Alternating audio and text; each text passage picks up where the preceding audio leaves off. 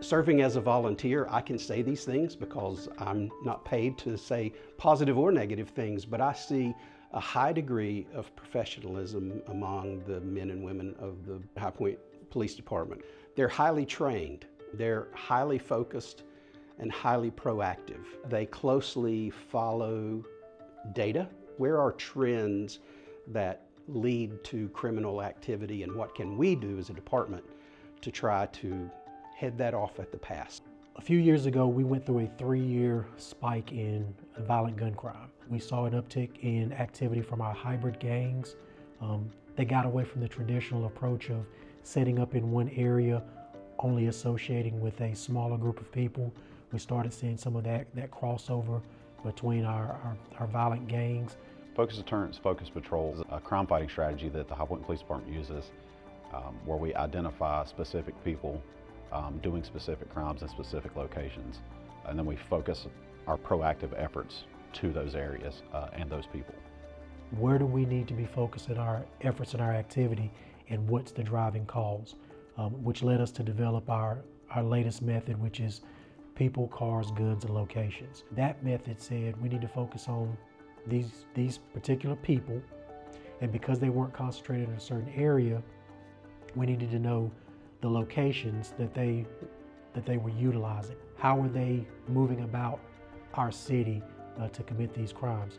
A lot of our shootings were occurring out of stolen cars, so we needed to revamp our methods of sharing that information. And then what was the main driving influence of that activity? Guns, illegal firearms. Firing!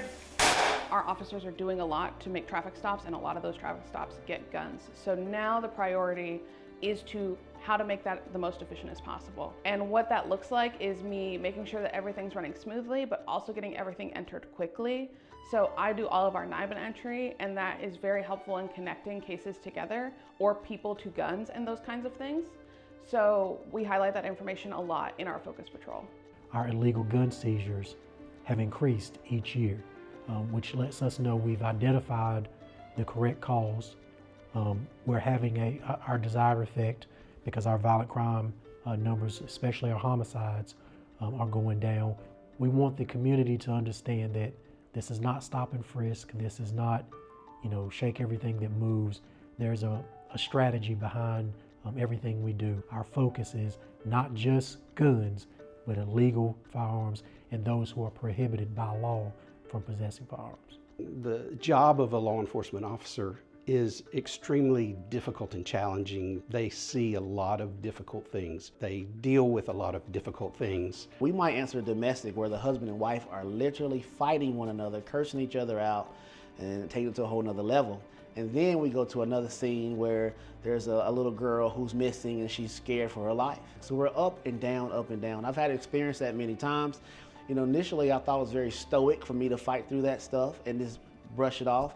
But in reality, I was never brushing it off. I was pretty much storing it away and bottling it up. I became very good at bottling things up. Every day we ask these men and women to come in and solve everyone else's problems and be close to perfect at doing so. And if we don't provide proactive measures for them to take care of themselves, then it's a lot harder for us to expect them to take care of others. So one of the things we have in place for our officers and our civilian staff are mental wellness appointments. The purpose is for them to talk to a culturally competent psychologist who measures and talks to them about their coping mechanisms and make sure that they're aware of all of the resources that are available to them, whether that's our peer support program, our chaplains, counseling sessions through FMRT, critical incident stress debriefs, anything that we have available to our staff that will help them kind of mitigate and manage a particular situation or exposure they've had. I get to see them suit up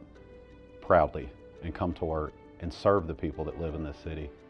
And they do it without complaint. They work late, they work long hours, they work in bad weather, and they put their personal stuff aside to serve the people of this community, and I love them for it.